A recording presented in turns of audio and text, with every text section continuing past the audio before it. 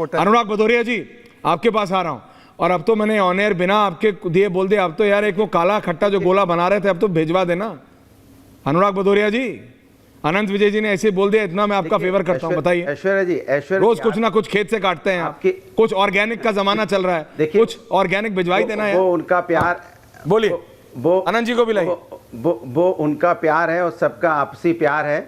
मैं तो बस यही कहूंगा कि डिबेट आप अच्छी करते हैं, बस कोई कंट्रोल ना करे, क्योंकि कोई नहीं कर रहा है। आप बोलते अब आप मत जाइए उस कमेंट्री करते हो, ठीक नहीं, हाँ ठीक नहीं, अब मैं बता रहा हूँ आपको, बस हमने नाम नहीं लिया किसी का। दूसरी बात ये है, भारतीय जनता पार्टी के साथ समस्या अभी हो गई है कि मैंने बोला भारतीय जनता पार्टी हार गई, मतलब भारतीय जनता पार्टी हारी है ना 240, अब एनडीए है, अब बीजेपी नहीं है।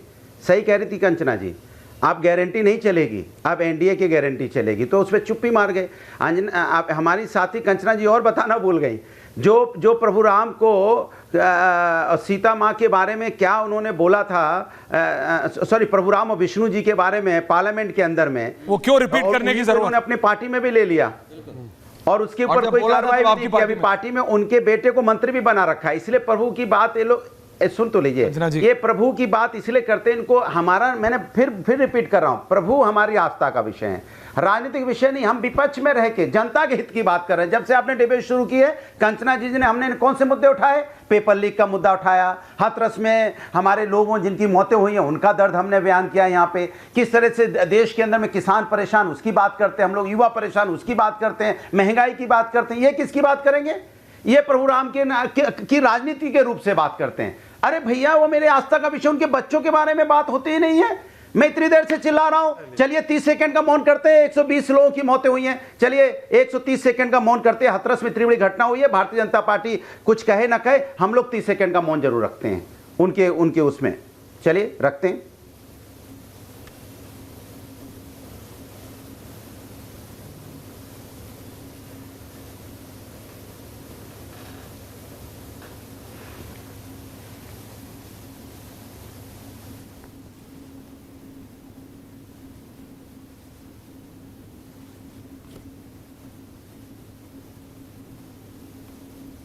जी अनुराग जी 30 सेकंड हो गया 30 सेकंड नहीं अच्छा बोलने का अवसर दीजिए। आ रहा हूं, कमिंग प्लीज पे बोलने दीजिए। 10 more seconds and coming back to you। हां, जब मैंने आंख बंद की, सुनिए, जब आंख बंद की, एक मिनट, जब मैंने आंख बंद की तो 120 123 लोग जिनकी मौतें हुई ना, मैं आपसे वही कह रहा था, बिलखती माँ देख रही थी मुझे, किसी का पति बिलखता हुआ देख रहा था, किसी का बेटा, किसी की बहन, प्लीज ये मौतें हुई हैं। दे रहा हूं, और हम उस पर कहाँ लेके जा रहे हैं कि यहाँ हुआ वहाँ हुआ, हर जगह जहाँ हुआ गलत हुआ। लेकिन हर जगह अगर गलत हुआ है तो हाथरस में जो हुआ है वो गलत हुआ। उस गलत को आप और घटना गिना के नहीं छुपा सकते। नहीं, लेकिन इसका सॉल्यूशन आप सबको एक साथ मिलकर निकालना पड़ेगा। ऐसा होगा क्या मैंने कहा क्या कि उस, आप सुनिए Anurag ji, don't go there, उसको पॉलिटिसाइज मत कीजिए, आप पे उल्टा पड़ेगा। आप जानते हैं बीजेपी किस तरह से कौन से माँ बापों का कौन क्या कहां कैसे इस्तेमाल करता है, वो बात है। लेकिन शहजाद आपको जवाब दे रहे हैं, उस पर मैं कल डिबेट कर चुका हूं। अनुराग जी, मैंने आपको मौका दिया, थैंक यू। शहजाद आपको जवाब दे रहे हैं। नहीं, फिर मैं दूसरी जगह चला जाऊंगा। मैंने आपको बराबर का टाइम दिया। शहजाद आप जवाब दे रहे हैं, आपके पास भी बहुत लोग बीजेपी। आनंद जी आ रहा हूं, शहजाद आपको जवाब दे रहे हैं, हर तरफ है हमारे हर तरफ। Thank you Shahzad. लेकिन जब राजनेता बोलते हैं ना, लोग जाते हैं कि आपकी वजह से बादल हट गया, उसका लाखों करोड़ों फॉलोअर होते हैं, सोचिए क्या कह रहे हैं। थैंक यू शहजाद, जवाब दे रहे हैं, शहजाद जवाब दे रहे हैं, थैंक यू। आपके दर्शकों ने देखा होगा कि 30 सेकंड नहीं, मैं तो 40 सेकंड कुछ नहीं बोला, हाथरस के लिए मौन रहा। परंतु पता है, हाथरस केवल एक हादसा है, हादसे होते रहते। किसने कहा? रामगोपाल यादव। और आज उदित राज का बयान है कि जो पीड़ित आए थे वो अंधभक्त थे और वो डिजर्व करते थे ऐसे मरना। ये उदित राज जो कि इंडिया अलायंस के नेता और प्रत्याशी थे। अब मैं चाहता हूं कि इस प्रकार की असंवेदनशीलता हाथरस पे ही बताने वाले रामगोपाल यादव पर और उदित राज पर, पहला क्या इनका स्टैंड है?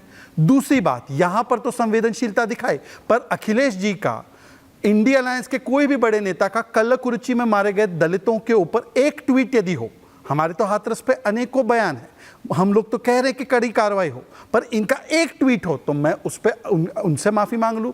तीसरी बात, मैंने तो बंगाल की महिलाओं से लेकर कर्नाटका में 37% दलितों का जो आवंटन है वो खत्म कर दिया गया, तेलंगाना में किसान की आत्महत्या कैमरे पर हुई कांग्रेस से परेशान होकर, या कर्नाटका में दूध पेट्रोल डीजल सबके दाम बढ़ा गए, महंगाई कैसी बढ़ी है उसके बारे में बोला। तो क्या इन प्रदेशों को कांग्रेस नहीं मानती है? इंडिया अलायंस भारत का हिस्सा नहीं मानती है? हाँ, कुछ प्रवक्ता तो बोल रहे थे कर्नाटक और तमिलनाडु एक है, वो लोग चले भी गए इस डिबेट से। पर मैं पूछना चाहता हूं कि अब इन विषयों पर आदरणीय आरजेडी के प्रवक्ता के नेता कहां बोले, और आदरणीय समाजवादी पार्टी के जो आदरणीय नेता है जो वहां पर जयकारा लगा रहे थे कि संपूर्ण ब्रह्मांड में इस बाबा की जयकारा सदा सदा तक चलती रहे, वो बता दे कि कल्लकुरुचि में मारे गए दलितों के लिए या बसपा के दलित नेता के लिए उन्होंने कहां पर एक बयान दिया हो। और बयान छोड़ दीजिए, मैं तो अब तीसरी बात कहना चाहता हूं जी, आप हम पर जितना गुस्सा निकालना है निकालिए, पर गीता में कहां हिंसा और हत्या का श्लोक है वो जरा मुझे पॉइंट आउट करके बता दें। और अगर उसमें है तो ओसामा बिन लादेन ने कहां से प्रेरणा ली थी? द्वारका को कोई बोलता है ये नाटक है, सनातन समाप्ति, चंद्रशेखर बोलते हैं रामचरितमानस पोटेशियम साइनाइड है, राम मंदिर गुलामी की निशानी है। कंचना जी, जिन नेताओं के बयान आपने गिनाए वो तो सब आपके साथ थे जब नेताओं ने बयान दिए, आज आकर हमारे साथ कोई बयान नहीं दे रहा, पर आपके नेता आज भी दे रहे, उन पर कोई कार्रवाई नहीं, उन पर कोई कार्रवाई नहीं। और लेकिन मैं आ रहा हूं अनुराग भदौरिया, लेकिन अनंत विजय जी मैं आपसे पूछ रहा हूं, 2005 25 फरवरी सतारा महाराष्ट्र, 2008 3 अगस्त हिमाचल बिलासपुर, 2008 30 सितंबर जोधपुर राजस्थान, 2010 4 मार्च प्रतापगढ़ यूपी, 2011 14 जनवरी केरला, 2011 8 नवंबर उत्तराखंड हरिद्वार, 2012 19 नवंबर पटना बिहार, 2013 13 अक्टूबर दतिया मध्य प्रदेश। ये सारी वो घटनाएं अनुराग भदौरिया जी, अगर इन सब के लिए भी आपने मौन रखा होता ना, या सोचा होता कि ऐसी दिक्कतें क्यों हो रही हैं, ऐसे इंसिडेंट्स क्यों हो रहे हैं, और इसमें एक एक इंसिडेंट में मैं आपको बता रहा हूं कितने कितने लोग, मैं जा नहीं रहा हूं उस तरफ, क्योंकि इस पे पता है पॉलिटिक्स होगी ना तो इसका कोई सोल्यूशन नहीं। मैं बोलूं? नहीं, रामगोपाल जी बोलिए हादसा हो गया। भाई हादसा हो गया, उन्होंने तो रेप पे क्या बोला था स्वर्गीय नेताजी ने, आप बात समझिए मेरी बात, जवाब ले लो। नहीं मैं आपसे जवाब लूंगा, लेकिन अनंत विजय जी जवाब, ये जो घटना, मैं आ रहा हूं अनुराग जी, आ रहा हूं, बिना काला खट्टा गोले के आ रहा हूं, रिलैक्स दूंगा भाई, प्लीज रिलैक्स, आ रहा थोड़ी हूं। अनंत विजय जी मैं बहुत सीरियसली पूछ रहा हूं आपसे। हम समाजवादी अनंत जी, ये राजनेता, जवाब दे, ये राजनेता सोचते हैं कुछ भी बोलेंगे निकल जाएंगे, और जनता का भी कहीं ना कहीं दोष है। मैंने कल भी बोला कि ये अंधविश्वास वाले मसले पे भी जनता का भी दोष है। आप किसके पीछे चल रहे हो, चलो तो, ये भेड़ चाल थोड़ी है, लेकिन जनता को भी ध्यान रखना होगा किस राजनेता ने, चाहे इधर वाला हो या उधर वाले हो, कब क्या बोला, क्या स्टैंड था, कौन से इशू पे क्या स्टैंड था, भूल नहीं सकती जनता 5 साल में या 10 साल में, खासकर बहुत सेंसिटिव इश्यूज पे।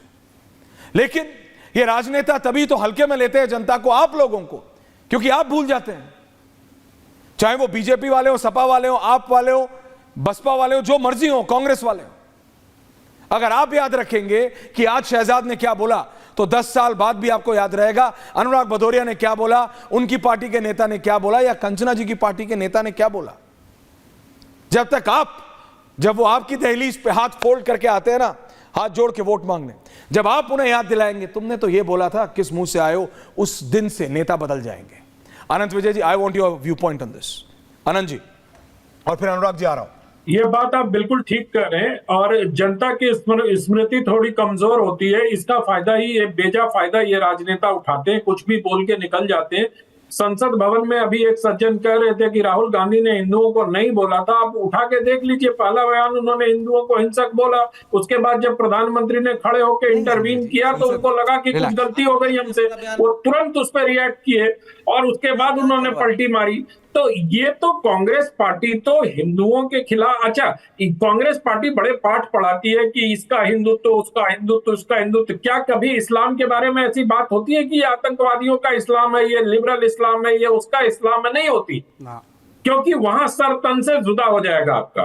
तो मैं सिर्फ ये कहना चाहता हूं कि हिंदू धर्म की सबसे बड़ी खूबी उसकी सहिष्णुता है। उसको हिंसक बताकर जिस प्रकार की राजनीति की जा रही है, और मुझे लगता है कि हिंदुओं में भी वो बात याद रखने की क्षमता नहीं है। वो फिर जाति पात में फंस जाते हैं कि ये भूमियार है, ये राजपूत हैं, ये ठाकुर हैं, ये कुर्मी हैं, ये कोयरी हैं, ये यादव हैं, ये फलाने अलाने ढकाने। अरे राष्ट्रीय भारतीय राष्ट्रीयता के बारे में ही सोच लो।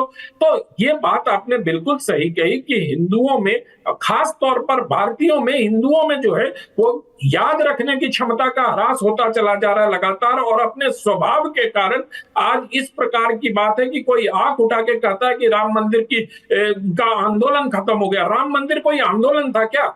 वो जनता की आस्था का प्रकटीकरण था। राम मंदिर आंदोलन कभी नहीं था।